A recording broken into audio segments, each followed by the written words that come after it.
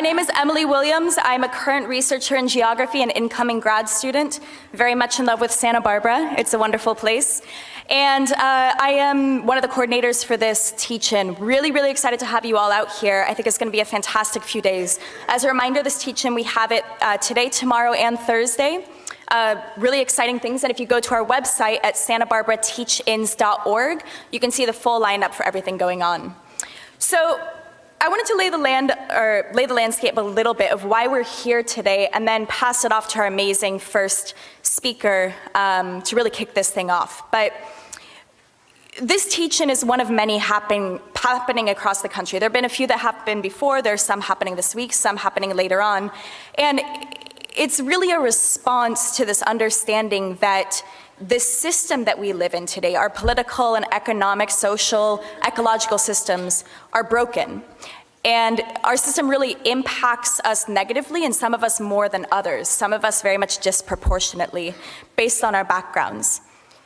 Everyone has a stake in the system. I think it's very easy to kind of distance yourself from this place that we're living in, but recognizing that it's a system that burdens us with $40,000 worth of student debt a year, or it's a system that is destroying our environment, that is polluting our communities, creating superstorms that destroy people's livelihoods, incarcerating our friends and children, and really making our lives fairly difficult to live. The system is also what keeps telling us what is acceptable and what is doable within the confines of our society. It's the thing that keeps telling you, well, you know, that's just the way it is, and life isn't fair, so we just have to move forward and accept that that's the life that we have. But the system also needs for us to believe one very key thing. It needs for us to believe that this is it. This is all we've got. It needs you to believe that imagining another system is buying into a fairy tale. But if the system was created by people, then it can also be dismantled by people and replaced by people. If the system is broken, then that means it's probably time to replace it and think about what comes next. So without any further ado, I would like to introduce you to our first speaker, Gar Alperovitz, very, very wonderful imaginary thinker. Gar is a co-founder of the Democracy Collaborative, who is the group that's really kicked this thing off, the Next System Project. And he is co-chair of the Next System Project. A noted historian, political economist, activist, writer, and government official, he has occupied roles as the Lionel R. Bowman Professor of Political Economy at the University of Maryland, is a former fellow of King's College and Cambridge University, with the Harvard's Institute of Politics, the Institute for Policy Studies, and a guest scholar at the Brookings Institute. So he's got a lot of exciting stuff to share with us, so let's transfer over to him and welcome Gar Alperovitz.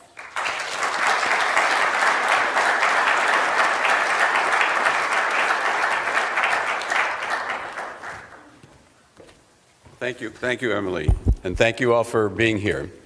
As Emily has suggested, I, many years ago, it seems, was an insider in the establishment. I ran House and Senate staffs, one for Gaylord Nelson. Some of you know the founder of Earth Day. I was his legislative director. I did policy planning in the State Department, and I was involved at Harvard and at Cambridge University teaching courses and the University of Maryland. And throughout that time, slowly it began to dawn on me and many, many other people that the kinds of politics we were doing, at that time particularly the environmental movement, was for a while had begun to alter trend. And this is a key element in the system questioned. Whether or not what you do politically, what you do as an activist, what you do as a scholar, actually improves a trend, or is it a gesture? And a systemic crisis is one in which the trends keep getting worse, no matter what you do, following the traditional strategies. That's how you define a systemic crisis. And I'm going to give you a bit more on that, but since there are different folks here with different experience, I want to give a broader perspective on some of that. What we're talking about is the end of capitalism, possibly. That's a system. At a time when socialism itself has shown no promise of being a viable system. So we may live at a time when neither of the great historic systems, neither one is viable. And the way you tell that is if the trends keep getting worse, no matter what you do. And then the question becomes, if we have a systemic crisis, something so deep in the system that the trends get worse no matter what, is it possible to change a system? Now, most people don't think you can. On the other hand, slowly we're beginning to see signs that people are saying it may be possible to begin to think about changing something so great as the entire American political economic system and other systems around the world. So let that sit there like a brick in your lap and kind of look at it. Is that crazy or is that a possibility? Might it be possible? I suggest it is not only possible but likely that we all live at a moment when we are at the beginning phases of a transformative era in American history in which the existing system is decaying before your eyes, and the preliminary, I'm going to use a technical term, the prehistory, the preliminary period leading up to transformation has already begun. And what do I mean by that? One way to talk about it is in the period before there was an environmental movement, and there was no environmental movement at one point in time. Anyone who said you could create a movement to begin taking on major environmental issues was regarded as off the charts, impossible. And then slowly, in the prehistory of the development of that movement, people began to take action, began to change views, began to create politics, and began to take on the long trends. Those of you who know about the civil rights movement, 100 years after the Civil War, very little change. If you had said you could take on segregation in the South, you would have been regarded as crazy. And yet somehow, step by step, that system was changed. My great heroes, and I give this to you as a way to think about possibilities, are the civil rights workers in states like Mississippi in the 1930s and 1940s, 20 years before what we call the civil rights movement exploded, laying groundwork for something that became a transformation. Historical change at every level is like that. So what you begin to see is signs of decay in the system, and then the preliminary foundation periods that lay down bits and pieces of ideas, of projects, of different ways of thinking about it as a way to lay groundwork for transformation. So let me give you a few bits and pieces of what I think are signs of the emerging systemic crisis. And one of them is we're finding people, you would find unexpected people who are signing statements saying, we face a systemic crisis, not simply a political crisis. The whole system needs to be changed. Very strange thought. Those of you who get the New York Review of Book by Book this week just happens to have a long statement saying that for the Next System project, but it's signed by presidents of the American Political Science Association, 3 presidents of the American Sociological Association, a president of the Academy of Management, many other people, Robert Reich on the one hand, Noam Chomsky on the other, feminist leaders, environmental leaders, saying bluntly, it's time to do what we're doing here today all around the country, open up the question of the entire system, knowing that if there is a way forward, it will take much longer and the time will be much more difficult, but that is the crisis we face.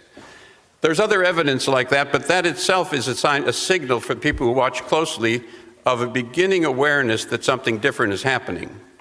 Another way to look at it is, in the last election, who would have predicted large numbers of Americans, I certainly wouldn't have, self-identifying as socialists and voting for socialism, for a socialist candidate who describes himself as a socialist. Socialist terminology is a different system. Bernie Sanders is a very moderate socialist, or a kind of a left-wing liberal in some ways, but people in Iowa, and I noticed one of these wonderful interviews in the New York Times, people in Iowa saying, Well, I'm voting for Bernie, he's a socialist, and I'm a socialist too, which is very unusual coming from Wisconsin to think that folks in Iowa would self-identify that way. What's important about those kinds of things to notice is shifting consciousness of what is acceptable to think about. That was unacceptable 2 years ago. The number of young people who self-identify when asked as socialists is closing in on 50% in most polls, some a little less, some a little more. So that there's an openness to talking about something much larger, much broader than what you've seen. There are other indicators, obviously, income distribution. The top 1%, the top 400 people, that's about as many people as I think can get in this room. This is a number that I always find astounding. The top 400 people in the United States have more wealth now than the bottom 180 million people taken together. The top 1% has increased its share, doubled, taken the share that it had, doubled it, gone up, and taken down the bottom 80%. The numbers are in almost every category. You can find statistic after statistic. I'm reluctant to give you lots of numbers on this because there's so many of them. There have been a very little change in middle-class wages, almost entirely flat. Virtually all of the gains have gone to the very top 1%, and the 1/10 of 1%. That's another signal of what's happening. Climate change is certainly another one, where the trends are not improving, and we do not have the capacity in the existing system to alter trend. So when you begin to see these kinds of data beginning to emerge, something deeper is wrong. I do want to give you some statistics that people don't commonly hear. The statistics on income and wealth have been said many, many times. But here's what's happening to the United States today. These are UN data. The United States health outcomes, life expectancy in the United States.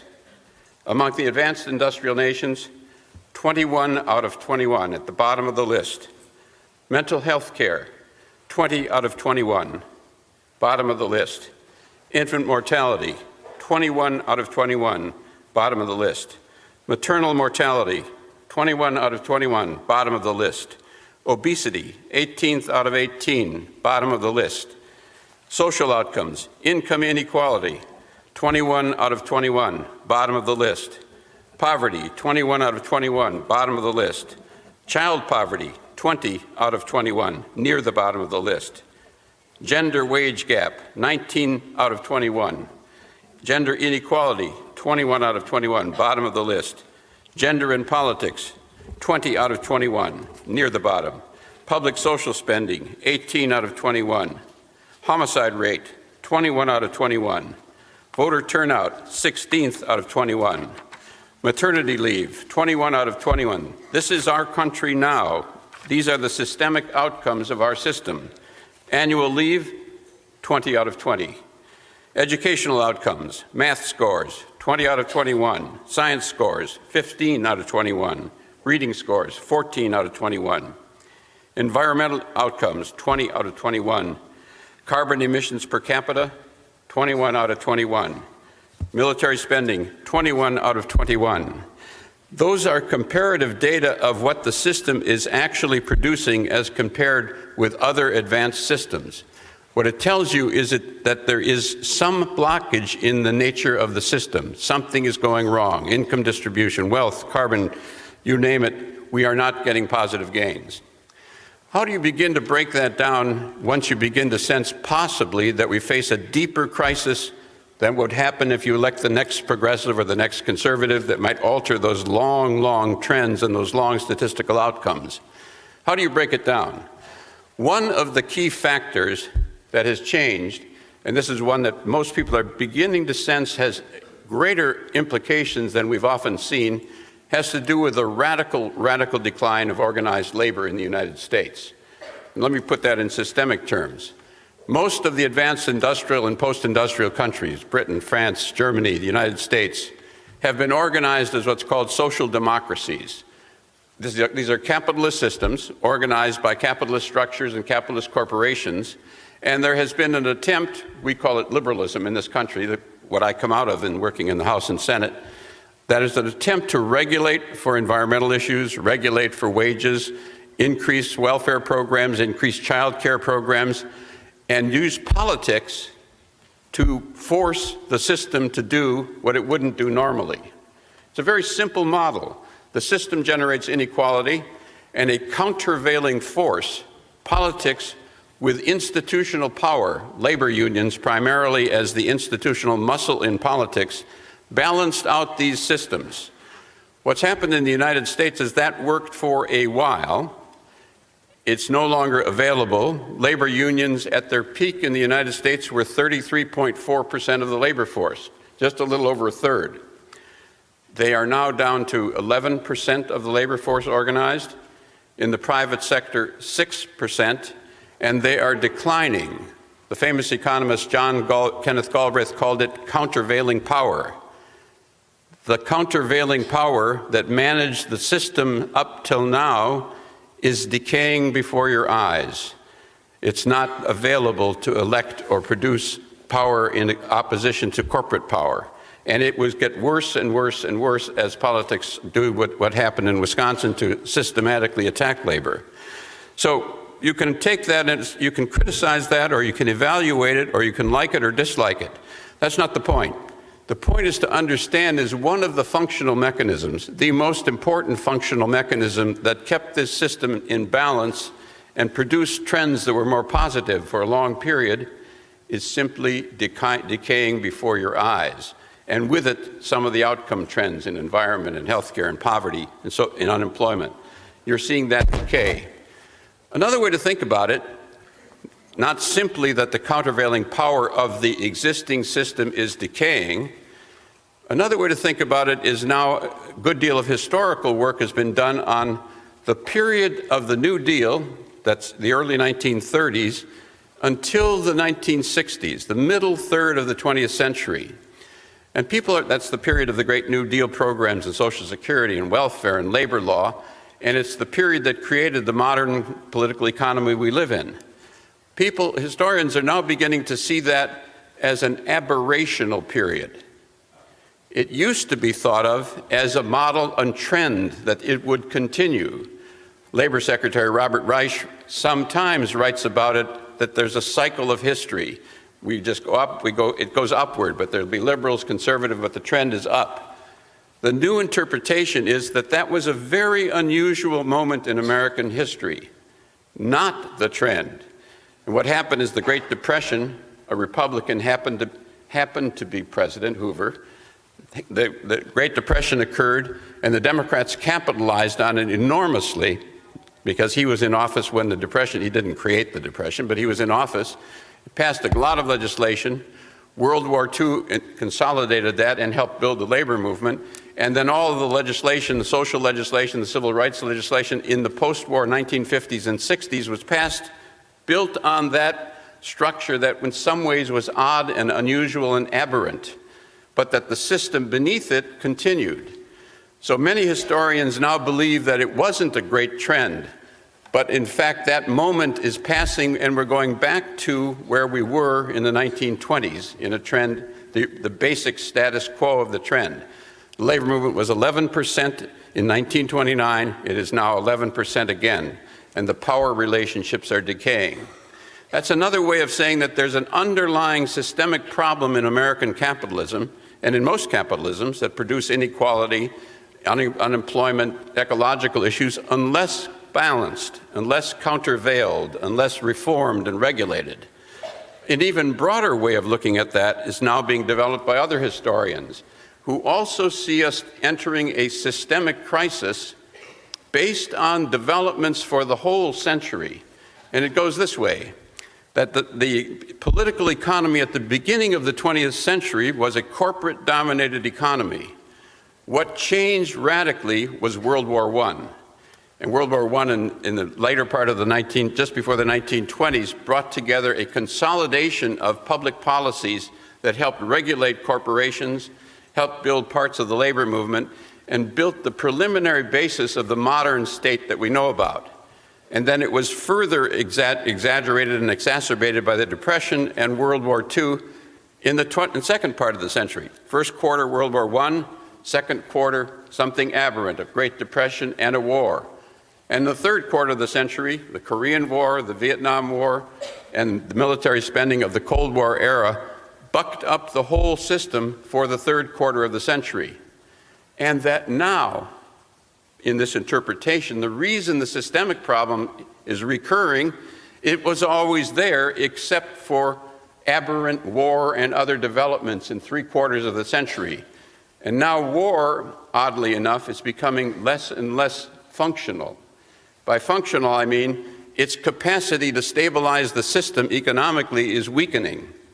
Wars have a way of boosting the economy. Everybody goes to work when there's a war, and there's a lot of money around. I had an elderly aunt in Wisconsin who lived through the Depression. She said, when World War II came along, you know, there wasn't any money around, and all of a sudden everybody had money because government spending worked.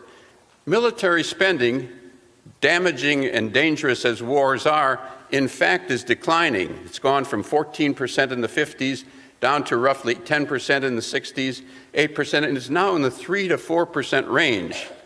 What that means is that the economy that has decays and recessions and unemployment and difficulties with labor markets, it no longer has that boost from military spending. Put it another way, some people would put it this way, we're running out of war. It's an odd way of formulating it as a way to bail out some of the underlying difficulties of the economic system. And so what you see, even with the war spending we have, it's in the 3 to 4% range of the gross domestic product. Those who are economists, Keynesian economists, this is a very small stimulus for the economy that used to have 14% during the Korean War. So the capacity of military spending to bail out some of the underlying economic problems is no longer with us. So that's another reason that people are beginning to say the deeper problems of the system, unemployment, instability, long-term political and economic decay, are returning to norm, and that the norm is not a good norm. It's a norm of growing pain, growing ecological destruction, growing discrimination, and that underlying quality is coming to the surface. And with it, something else, attitudinal change. People beginning to be angry at what's going on. Large numbers of people, young people particularly, black people, white people, elderly, saying more and more in polls what they said in the election with Bernie, that something profound is going wrong here, that it's no longer, if we can just elect another progressive or another liberal or another conservative, we will solve our problems. A sense that politics as we know it, which is part and parcel of the system, no longer has the capacity to solve problems, decay, unemployment, college. When I went to the University of Wisconsin, there was something close to free tuition. I paid $90 a month, $90 a semester tuition. It was almost entirely paid by taxpayers. That's another way of talking about the systemic crisis, putting educational costs on you rather than on the public. Part of the systemic crisis, the inability to do the sorts of things that a normal advanced system does regularly in Europe. But we no longer have that capacity. We no longer have the reform capacities. So I could give you obviously much more painting this picture of a system in decay, but what I'd like to suggest to you is a particularly oddity of the emerging structure we're seeing. This is a system that apparently is not going to collapse. Why is that? Because there's enough government spending under the economy, so we're not likely to see a Marxist collapse. In 1929, the government was 11% of the economy. It's now up in the 32% range. We may see stagnation and decay, but not likely a big sudden collapse. On the other hand, it doesn't succeed. It doesn't solve the problems. The trends go south. There's more and more unemployment. There's disillusionment. There's growing sense of frustration, but no great crisis. A period of stalemate politically, stagnation, and decay is the emergent context of a systemic crisis that we're witnessing. And along with it, the attitudes that come along with that. Disillusionment. People voting for Trump on the one hand, people voting for Bernie on the other hand, growing sense that something's wrong, and it doesn't collapse, it decays. And there's growing, we have not yet seen major violence. We probably will as the anger grows in this context. But it's also producing And this is the most interesting thing about the current era. It's producing people who are beginning to say something profound, something truly fundamental is wrong here, something systemic. And moreover, it would be possible. Great movements have started in the past. We know that from the civil rights movement, the feminist movement, the environmental movement, even the conservative movement, which in the 1940s was minuscule. And people built it up over 30 or 40 years to the scale when it could take on and produce the presidency of the United States. People are beginning to say it is not beyond human capacities.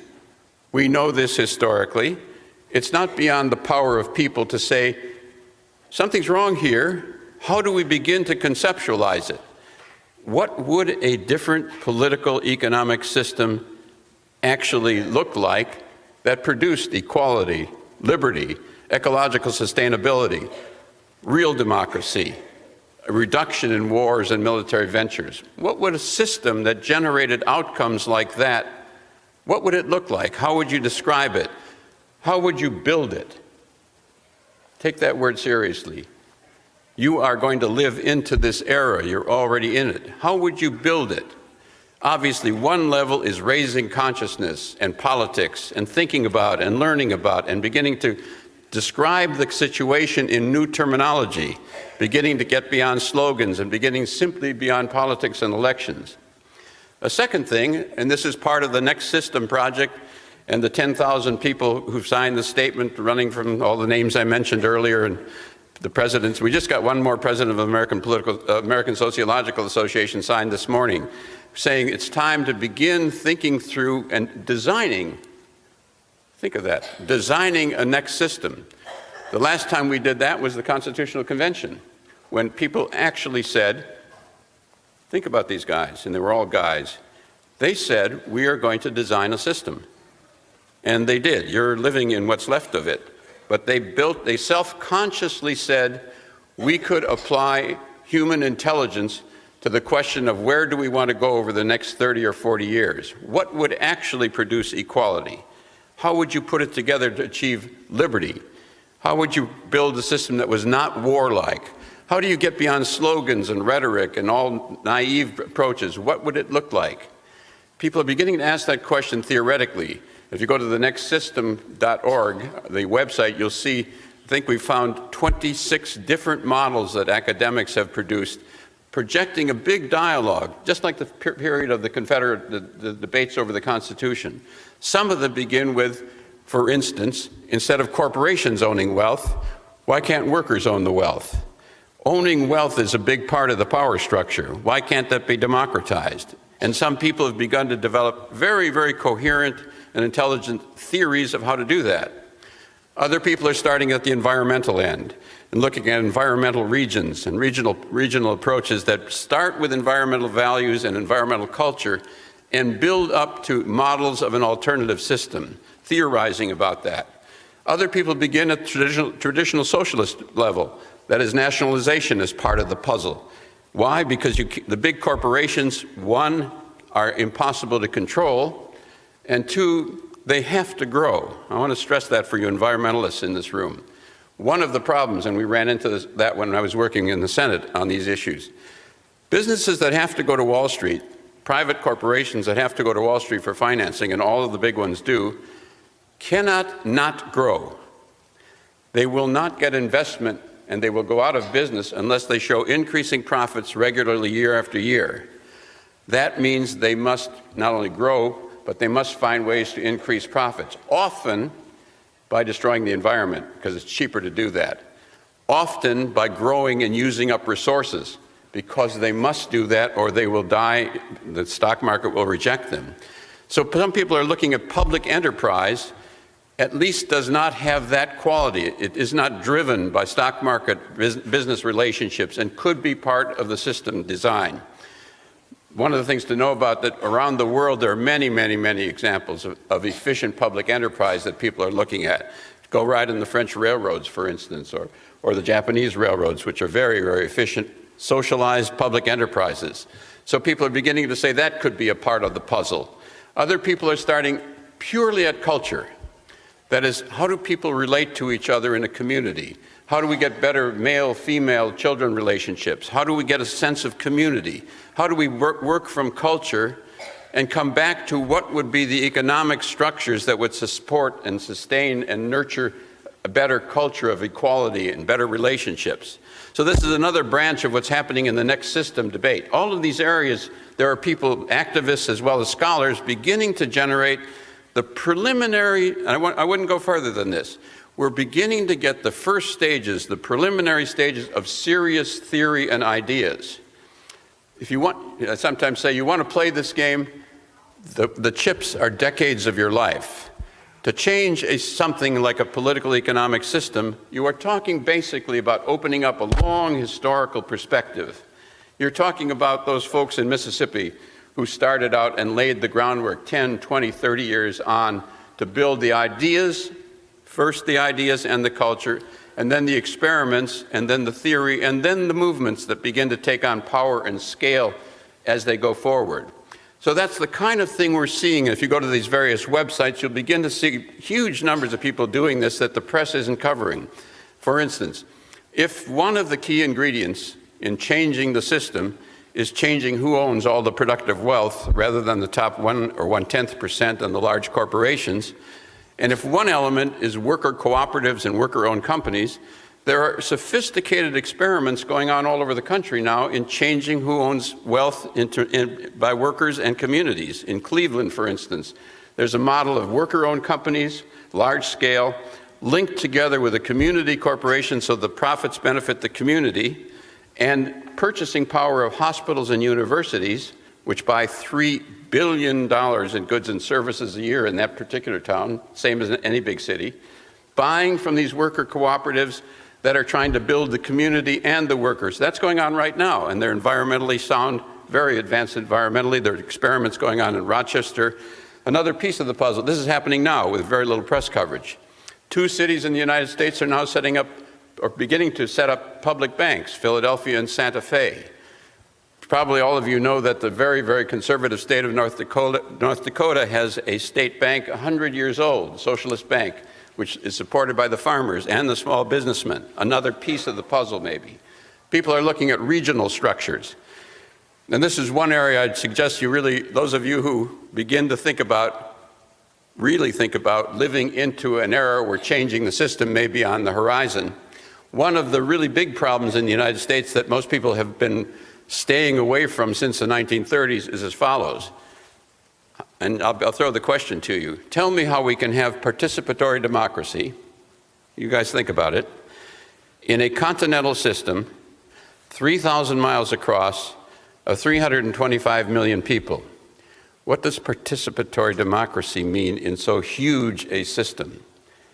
So what is it, if this system is too large, what do you do about it? One of the other issues that's come back to be discussed is regions rather than continents need to be part of the restructuring of democracy. So regional structures. The only region that you know about that's reasonable in terms of size is the state of California itself, which is the 7th or 8th largest economy and could be either a nation or a participating region in a nation.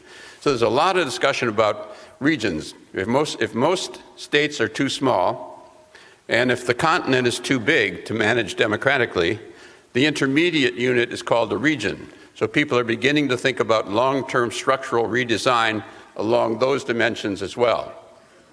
So I think what I want to suggest to you is that what we're beginning to see, and we will see how this goes forward, is decay in the existing system, and the traditional models are no longer available to manage it.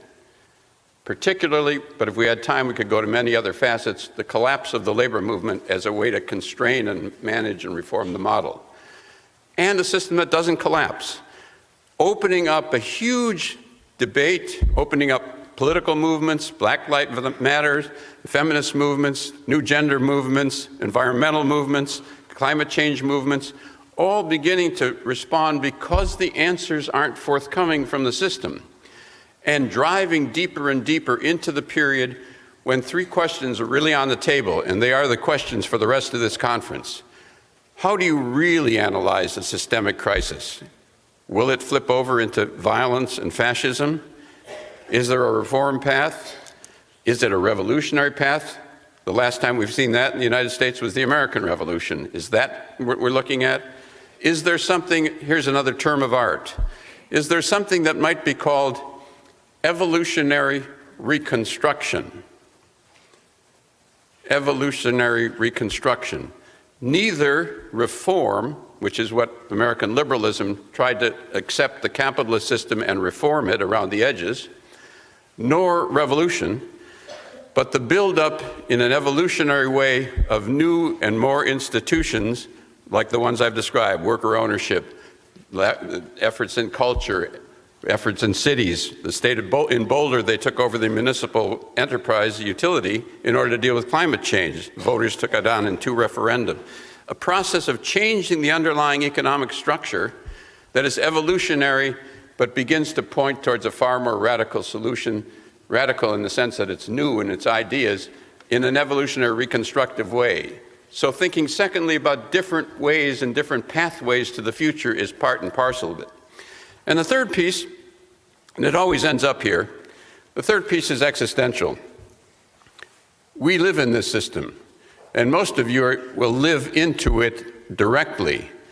So it becomes a question not only of ideas, not only of historic change, not only of new models in theory, and a great deal of theorizing, and in practice, and in experiments, and in politics, as in what's happened in Boulder, and what's happening in Cleveland, what's happening in cities like Santa Fe and Philadelphia, where people are actually experimenting with new models.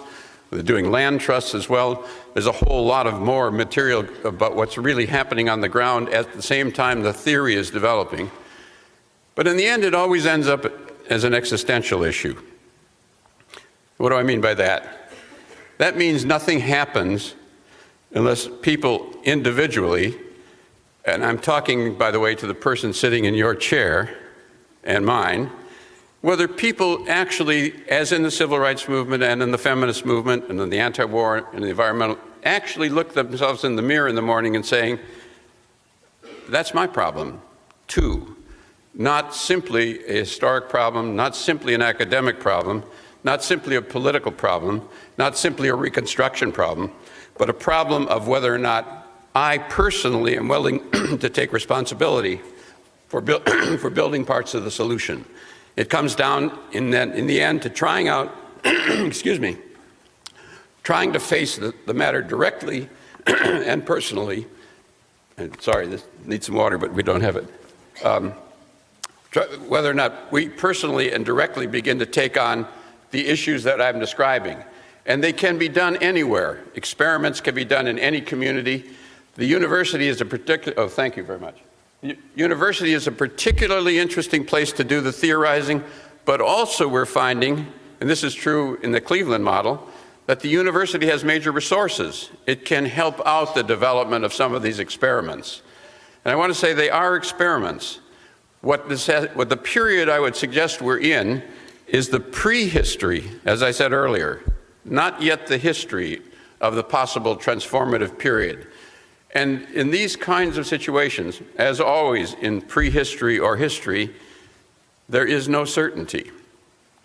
So the final demand, and it's a very personal demand, is to understand the failings of the system, very difficult, and also to say, not knowing for certain, think of those people in Mississippi in the 1930s who would be hung from a tree for trying something new, not knowing personally that you could actually succeed.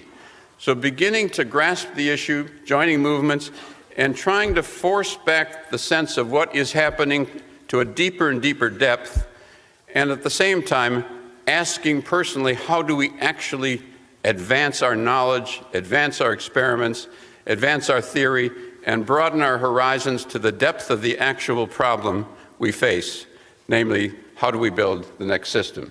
Thank you very much.